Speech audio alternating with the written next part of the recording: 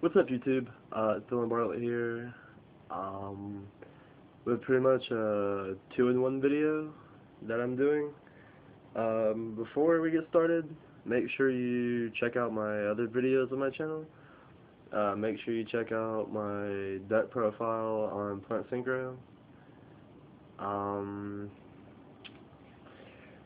yeah, so pretty much, two-in-one video. I'm gonna talk about how priority is going to affect the game, and my Nats predictions, since it's like I think 2 weeks away. So, first off about priority, it really won't affect the game too much. I don't think. It makes it a more fair game. You know, now that you're in the past, you'd be winning on advantage, like, you know, four cards in the back row, wasn't a solemn or solemn warning, like three monsters in hand, your opponent's like at 1500, he tops a Judgment Dragon, he drops the Judgment Dragon, nukes the whole field, now you're losing. Stupid scenarios like that. You special summon Chaos Sorcerer to remove a monster, then have to wait to bottomless, so it's a -2. No, it's -1, sorry, -1. So, it makes the game a lot fair. Now you can, if you drop a big monster, you have a response to the big monster, and you don't lose out on, getting your monsters destroyed. But I think it's not really going to affect whether, it doesn't affect certain cards being good or bad anymore. Like, a lot of people have been debating about Lone Fire Blossom, how it won't be good next format, if plants are still good, because you go Lone Fire, you can't go Tribute, because they can go Book of Moon or Effect Veiler. Well, that's 2 out of 40 cards in the deck, and the likelihood of opening, if you go first and you go Lone Fire, they have to Effect Veiler to stop it. That's the only way they're going to stop it, so they're just going to pop off Vanity. I mean, yeah, as the game goes further into later games, then yeah, but it's still a -1. If they Effect Veiler, it's -1. If they Book of Moon, it's a -1. So, it doesn't really matter if they do stop it. If I go Lone Fire, yeah, they can go TT. They can go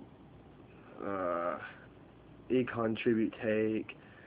But really, most people probably won't TT unless they don't have a monster on the field. And most people aren't going to Econ because most people don't play Econ except for frogs. But I mean, you still got boss monsters. Now, like Dark Arm and Judgment Dragon and Chaos Sorcerer, Gale, those are the kind of boss monsters that are really going to be affected, because you drop it, they're going to go, you have like a lot of responses for it. You've got Bottomless, you've already got Warning and Solemn, Book of Moon, TT, Econ, pretty much it. I mean, you don't have a bunch of cards that really stop summons. I mean, you can go Trap Hole, you can Manic Trap Hole a Gale, but it's not going to be all that great. So, with that, there's really not going to be a whole lot different between priority and non-priority. Um, it's just you're going to have a lot more response to certain cards that are really good. Um, so with that being said, I think it's not going to affect the game too much. It's gonna make stupid stuff from being stupid. Like, there's been games where you're winning, you don't have that warning, that solemn to really make sure you keep winning, but what's the likelihood he's gonna top a JD? 2 out of 40 cards. He already milled one JD. What's the likelihood? And he tops it and destroys your whole field. So, um, it just makes a lot of stupid cards not so stupid. It takes a bunch of the luck out of the game, which is really good. A lot of players do complain about how the game's really about luck, not skill, but it takes 50-50. So now, honestly, I think the game's going to be at pretty much 75% skill, 25% luck. 'Cause I mean, if you rip something and you're winning, then when I do rip that JD, you can go bottomless, you can go all these different responses. So it really isn't going to be all that bad. But the cards are still going to be good. I mean, there's special summons, and most people don't play Dark Armor, JD, or Chaos Sorcerer, or any of those big bosses. It's about synchroing and spamming. It's a really spammy format.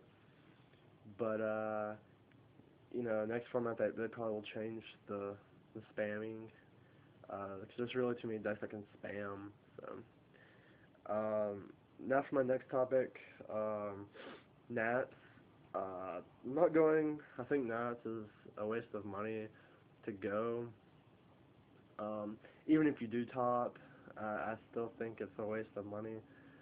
Uh, I don't like the format, just because the majority has switched over to plants, and I play plants, and it is the best deck, but it's not the way the deck's set up. You play another Tengu player who's just as equally as good as you. It's going to be a coin toss every time. It's not, you can't put certain cards that make Tengu plants better than your opponent's Tengu plants. Your techs aren't really going to make it better than the other person's build. But Nats this year is going to be pretty crazy. I have a feeling a lot of the pros, like the old pros, are going to come back. Like, well, I don't want to say any names because I really don't know who's coming, but I just have a feeling. What I think is going to win is definitely plants, either Tengu plants or like junk doppel plants or samurais. Plants and samurais are the two biggest decks. They're the ones that spam the most. And with plants,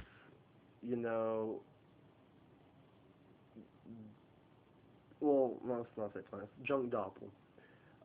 The deck, it really seems broken. You've seen people go turn 1, 11 cards in hand, you know, 3 formula, or 3 librarians on the field. But the deck really isn't that broken. It's really easy to side for it. So games 2 and 3 are easy. If you have the Veil or the Crow, every time the setup, you can side like Crevice if you wanted to, Big Burn if you wanted to. I thought that was a pretty cool card to side. You know, Defissures, just anything for removal. Like games 2 and 3 make it much easier. Yeah, you might lose game 1, but you know, what can you do? It's like Infernities. Most Infernities won their game 1, and you had to dip in the sideboard for 2 and 3, and you beat them. So with Samurais,